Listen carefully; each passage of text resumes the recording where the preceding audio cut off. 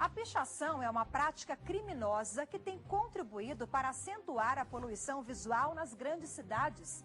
No programa Repórter Justiça de hoje, você vai saber qual é a punição para os pichadores, que geralmente agem à noite e desafiam até a gravidade para desenhar, rabiscar ou apenas sujar um patrimônio público ou privado com uma lata de spray. No Distrito Federal, milhares de construções são alvo dos infratores. Mas uma empresa conseguiu frear a ação dos vândalos e ainda beneficiar crianças de uma creche.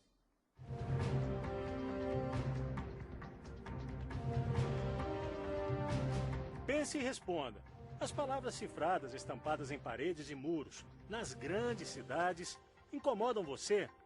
Fomos às ruas para saber a opinião de quem dá de cara com esse tipo de intervenção urbana. Suja a cidade, né? Poluição visual, eu não gosto, acho muito feio. É triste, na verdade, né? Porque fica bem feio. A pessoa gasta dinheiro para poder fazer uma pintura adequada, para ficar melhor, né? E aí as pessoas vêm e picham. Então é triste, na verdade, é triste. Eu acho que falta respeito, né?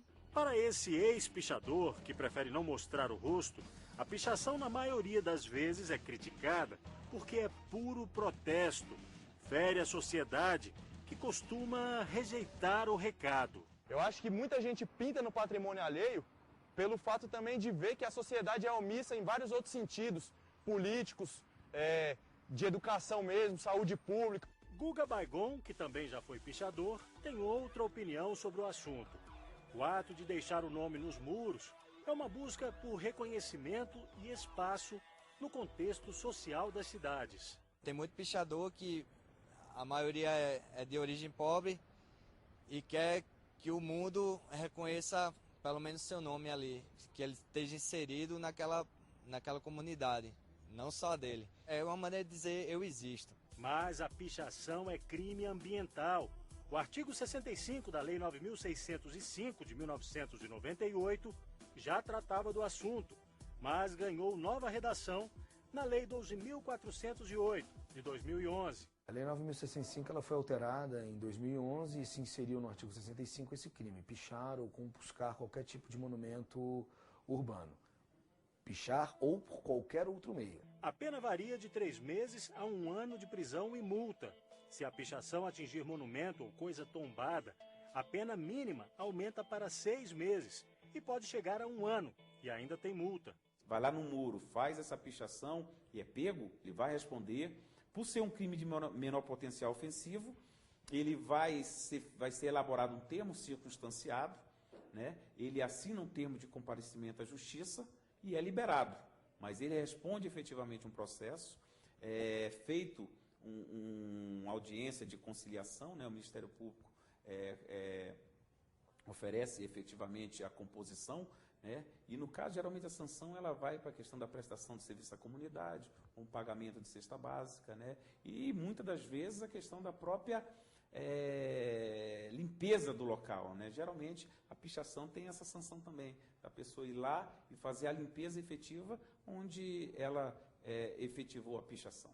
E tem mais, uma proibição em relação à venda de tintas em embalagens do tipo aerosol a menores de 18 anos. Especifica, inclusive, que na nota fiscal deve se indicar o nome da pessoa que está adquirindo e etc. Agora, se ele vier a descumprir, aí nasce uma celeuma jurídica a ser discutida. Se o menor adquire o aerosol contra a vontade da lei, é preciso saber se quem vendeu tinha ou não conhecimento de que ele usaria esse aerosol para vender. E se ele para pichar, desculpe. E se ele tivesse essa consciência, ele poderia até responder por coautoria, tá? Agora, sem essa consciência, ele desrespeita a lei, me parece que a lei não implica nenhum tipo de consequência jurídica distante desse exemplo anterior que a gente acabou de colocar. O artigo 4º da Lei de 2011 estabelece ainda que as embalagens dos produtos deverão conter, de forma legível e destacada, as expressões pichação é crime, proibida a venda a menores de 18 anos. Mas se pichar e vender tintas em embalagens aerosol a menores são crimes, por que a gente vê tantas paredes marcadas pelos sprays? Aí a gente entra num fator social de que talvez a reprimenda determinada pela lei não seja suficiente a ponto de reprimir e coibir a prática desse crime, lembrando que também a função do Código Penal não é de coibir crimes, mas de efetivamente proteger bens jurídicos. Como consequência jurídica, ele traz uma pena, e a pena talvez não alcance aquele plano que ela efetivamente também tem, que é de prevenir a ocorrência do crime. Este sociólogo acredita que esse comportamento rebelde deve ser combatido com educação. A escola tem um papel importantíssimo com esses jovens, inclusive para mostrar que a escola é de todos, ela deve servir a várias gerações, porque acontece muita pichação na escola. Então é necessário começar com advertência, não é? Porque essas pichações são repetitivas, e conversar também com a família, não é? Para inserir esses jovens no esporte, na cultura, no lazer. Os muros desta concessionária de veículos em Candangolândia, região administrativa do Distrito Federal, a 12 quilômetros de Brasília, eram alvos certos de pichadores. O diretor perdeu as contas de quantas vezes teve que retocar a pintura. A ação era rápida. Bastava concluir a reforma num dia e os traços já apareciam no outro. Aí veio a ideia. Uma placa foi instalada no local e avisa que a empresa se compromete a doar para uma entidade todo o dinheiro que gastaria para se livrar da poluição. E não é que deu certo, a pintura continua nova, sem os rabiscos que tanto incomodavam. Estava em São Paulo e verifiquei numa obra que haviam feito essa ação e a ação tinha surtido efeito. E chegando em Brasília, passei para o meu departamento de marketing a ideia, e eles então desenvolveram essa placa que foi colocada em duas posições que nós temos na concessionária, que é a parte lateral da frente e a parte dos fundos. E após isso nós estamos tendo até agora um grande sucesso, que não tivemos mais problema de pichação ou coisa que vale. Nós procuramos a administração da Candangolândia para que eles pudessem nos indicar como a gente poderia estar fazendo uma doação. O primeiro contato com a creche Centro Comunitário São Lucas, que atende a mais de 60 crianças, foi feito em novembro do ano passado. A notícia foi recebida com alegria e desconfiança. Nós imaginávamos que isso talvez não viesse a funcionar, né? Então, quando a gente viu, toda vez a gente passava, 1 mês, 2 meses, 3 meses, né? Então, a gente viu, poxa, como uma ação que às vezes, de repente, tão pequena, se tornou tão grandiosa. Então, isso foi, assim, um ganho muito grande, não só para nós, mas para toda a nossa comunidade, né? A creche não passava por uma reforma havia anos. Agora, 2 das 3 salas já estão prontas para receber os alunos. Resultado das doações mensais da concessionária, somadas à dedicação dos 16 funcionários e ao esforço dos pais das crianças. Toda doação é bem-vinda, né? Se cada pessoa fazer a sua parte, né?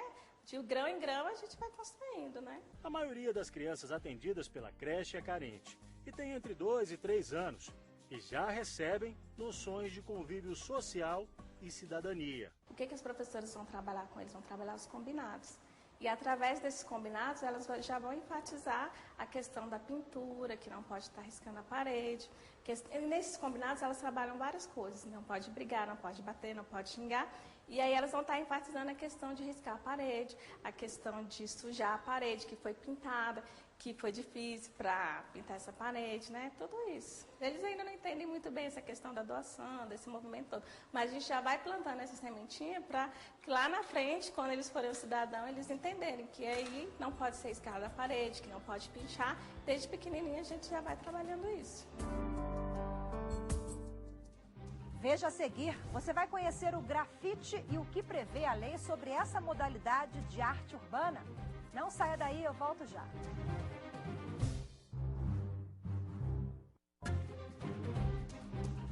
O grafite, diferentemente da pichação, é permitido. Essa modalidade de arte urbana tem ganhado cada vez mais adeptos, mas também pode ser considerada crime ambiental se não for autorizada pelo dono do imóvel. Depois de mostrar as paredes pichadas para a Laís e a Isadora, que aparecem no início da reportagem, a gente resolveu mostrar para elas o tipo de pintura que usa, além de letras, também personagens, o grafite. Aqui é bem melhor, aqui eu já acho que é um trabalho e não uma pichação, né? Então eu acho que aqui é um artista, na verdade.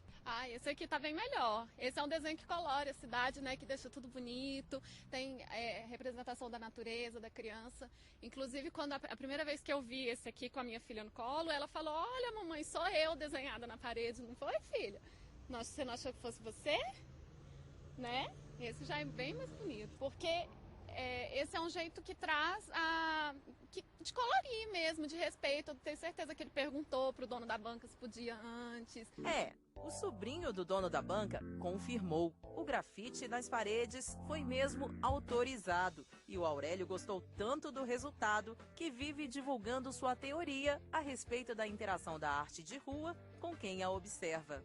Eu acho muito criativo.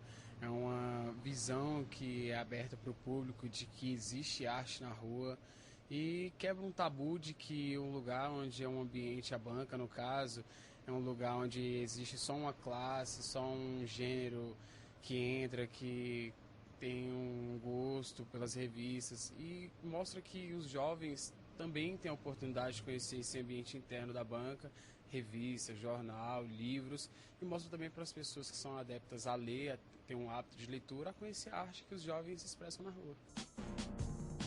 Quem fez o trabalho foi o Guga Baygon. Lembra dele? Ele agora se expressa assim, é tatuador e grafiteiro e levou quase 5 horas para deixar tudo pronto. A autorização é legal, principalmente se for um local que você vê que tem dono ou que vai causar algum tipo de, sei lá, de você ter que chegar para alguém e pedir. É legal para você trabalhar tranquilo, fazer a sua arte tranquilo e até para agradar também a quem realmente é o dono dali do muro. E aqui eu queria fazer uma homenagem à minha filha, ao meu sobrinho e minha sobrinha. Troquei ideia com o rapaz aí, o dono da banca, ele autorizou. Aí foi bom para ambas as partes. Quem passa, olha, observa, interpreta essa arte, consegue entender o que o jovem quer expressar na arte. Então há uma introdução de algo que eles querem dizer, tipo a arte nas ruas expressam isso. E quem passa e lê interpreta essa arte sobre o modo de pensar, o modo de vida que o artista está desenhando. Essa forma de expressão ganhou uma ressalva e passou a ser permitida graças à Lei 12.408 de 2011, aquela que alterou o artigo 65 da Lei 9.605 de 1998. Está no artigo 6º, parágrafo 2º. Não é crime grafitar se for um trabalho que valorize o patrimônio público ou privado e desde que haja o consentimento do proprietário ou, no caso de coisa pública, a permissão oficial do órgão responsável pela preservação e conservação do patrimônio histórico e artístico nacional. O amor pelo spray nasceu desde o primeiro jato. A paixão pelos desenhos fez com que Guga trocasse a pichação pelo grafite. Foi que deu uma luz na minha vida e me direcionou para muita coisa boa, que através do grafite já fiquei inserido no som, na música, já ajudou na parte da tatuagem e deu para, a partir dessa arte que eu conheci, repassar para outras pessoas e eles também se tornaram multiplicadores para ficar mais abrangente assim o leque. Hoje em dia, o grafite tem mais aceitação da sociedade, mas quando o Guga começou a expor os desenhos nas paredes do Recife e de Brasília, a situação era diferente. Quando comecei era bem difícil até para a gente explicar o que era grafite, porque como era um lance novo, tinha mais de repressão em cima, principalmente da polícia. Aí, como ninguém sabia o que era grafite, quando a gente explicar já estava um clima meio chato. A polícia dá maior força hoje em dia, as comunidades, prefeitura, todo mundo está dando força porque é uma arte que assim, embelezou muito a cidade. Tinha vários locais que eram degradados e tudo, e hoje em dia já está com outra cara. O jornalista Gilmar Satão também encontrou no grafite uma forma artística de se expressar. Grafite, pessoalmente, é uma forma de vida que eu tenho, que eu levo há 20 anos e que me dá reconhecimento e me deu estrutura, tanto fisicamente, emocionalmente, para seguir nas artes. No próximo bloco, exemplos de brasileiros que apostaram no grafite como profissão e ferramenta para converter pichadores em grafiteiros. Não saia daí, o Repórter Justiça volta já.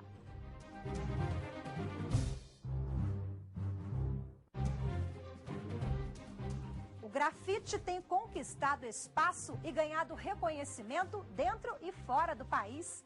Os grafiteiros brasileiros estão entre os melhores do mundo e há uma boa perspectiva profissional. Tem gente que tira o sustento da atividade e utiliza essa forma de expressão como ferramenta de inclusão social.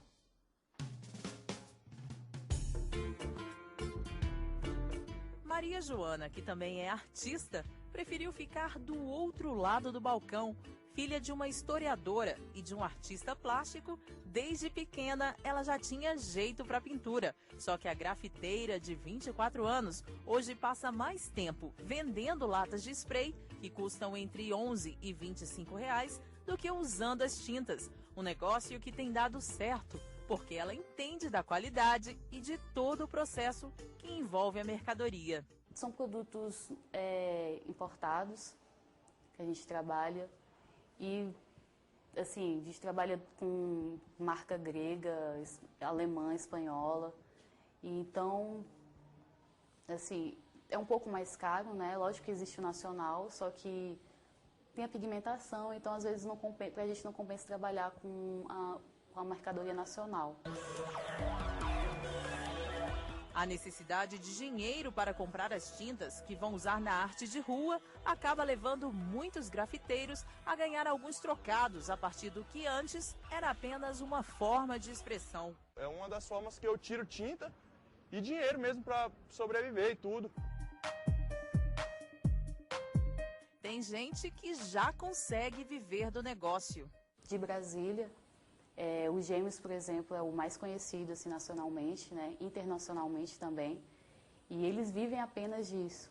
Então, e tem muita gente que a gente conhece também, clientes nossos, que vivem, não tem a expressão artística como os Gêmeos, né? Que eles ganham milhares de dólares por um quadro. Porém, eles conseguem viver também. Então, o que eles acabam fazendo? Muitos trabalhos comerciais em lojas, em portas, né? De lojas, decoração. Tem muita pintura ao vivo em festa também, que as pessoas gostam muito. No Brasil, não faltam exemplos de quem apostou no grafite como negócio e passou a viver muito bem dele. O educador e artista plástico Luiz Fábio de Andrade, mais conhecido como Pena Pride, montou uma empresa com amigos grafiteiros. O negócio surgiu de repente, pela necessidade de emitir recibos e notas fiscais quando foi contratado para grafitar empresas em Planaltina, cidade a quase 40 quilômetros de Brasília. A partir daí, o reconhecimento só foi aumentando. Foi convidado para grafitar muros de escolas, paredes de uma biblioteca e até a sala de aula infantil de uma igreja. Neste trabalho, foi o obreiro quem teve a ideia de contratar o artista. Eu tinha visto ele trabalhando lá, né, numa pintura que ele estava fazendo, aí eu achei bem bacana e comentei com o ministro da minha igreja. Nós estávamos com um projeto de repintar a nossa escolinha. Aí eu fui lá e conversei com ele se ele tinha a possibilidade de pintar em uns painéis grandes. Aí ele falou, não, faço sim. Pena chegou a ser contratado por uma rede de supermercados em Lusiânia, Goiás. Decorou a frente de 7 deles. Trabalhou 3 dias por semana durante 2 meses e ganhou R$8.000. Para ele, uma das dificuldades é estabelecer uma tabela fixa de preço por serviço, já que leva sempre em consideração o valor social do trabalho que faz com grafite. A partir do momento que você tem que pagar contas, então todo o trabalho comercial que venha, você tem que extrair o máximo dele, entendeu?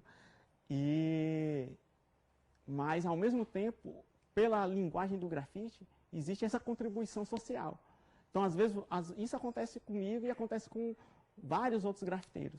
Às vezes, a gente encontra uma escola, uma ONG ou alguma instituição que quer aquele trabalho nosso E a gente fala, eu não preciso cobrar daquilo, eu não posso ser mercenário, entendeu? Então acho que o grafite ele tem muito disso, da contribuição social. O curioso é que o artista grafitou pela primeira vez quando servia o Exército em 2005. Pediram que fizesse uns desenhos na parede e ele achou que, com o spray, conseguiria terminar a pintura mais rapidamente. Se interessou tanto pela técnica que escreveu uma apostila 2 anos depois e começou a dar oficinas em Planaltina. Hoje, a empresa de pena oferece muito mais que pinturas nas paredes. Hoje a gente faz painéis particulares, né? Fazemos camisetas, bottoms, adesivos, criação de logomarca, oficinas para empresas. E as oficinas dentro das oficinas de grafite, a gente utiliza o grafite como ferramenta de atingir algo. Entendeu? Por exemplo, uma criança, um adolescente com risco social, então a gente vai utilizar o grafite para trabalhar socialização, entendeu? Trabalhar autoestima. Uma empresa uma empresa, a gente trabalha o grafite para tentar trabalhar motivação, entendeu? Trabalho em equipe. Ex-pichador, hoje grafiteiro reconhecido e jornalista, Gilmar Satão mostra um dos trabalhos que fez no Distrito Federal. Ele e o amigo, que o tirou da pichação, foram convidados por uma multinacional a grafitar os 240 metros quadrados dos muros da empresa. Depois de 2 meses de trabalho, R$30 mil no bolso, a satisfação do cliente e as portas abertas para novos trabalhos no Brasil e no mundo. O maior reconhecimento de um artista é saber que essa possibilidade de locomoção através do seu trabalho, né? Já tive a oportunidade de conhecer alguns estados brasileiros através do trabalho que eu faço. Tive a oportunidade de chegar aí na Europa, na França, fazer uns trabalhos lá de grafite também. E ao mesmo tempo eu vejo essa resposta, são a continuidade que ao longo desses anos eu consegui deixar para Brasília. Eu não falo que a pichação acabou, mas eu creio que com o trabalho que a gente vem realizando há 20 e poucos anos dentro de Brasília, a gente consegue dar uma porcentagem mínima de que a direção dos jovens que ia para a pichação, ela veio para o grafite. E redirecionar os jovens para um caminho menos arriscado do que aquele da pichação que muitos trilham é o que o grafiteiro de 40 anos de idade tem feito. Ele participa da ONG DF Zulu Breakers, que desde 1989 promove oficinas de dança, música e grafite para jovens de Ceilândia, região administrativa a 20 quilômetros de Brasília. Se esse jovem se espelha no trabalho nosso, ele vem, a gente troca uma ideia, apresenta o grafite como ele é feito, né, pelo menos historicamente, como eu conheci, e esse jovem começa a se dedicar, a treinar e a sair para fazer o grafite. Quando ele percebe que o grafite dá outra visão de vida, eu acho que cada vez mais ele começa a treinar, a se tornar um artista e com certeza ele vai ter uma fama, entre aspas, de um bom artista plástico. O Repórter Justiça termina aqui. Você quer participar do programa? Então escreva pra gente e envie a sua sugestão. O nosso e-mail é o repórter.justiça, sem cedilha, @stf.jus.br.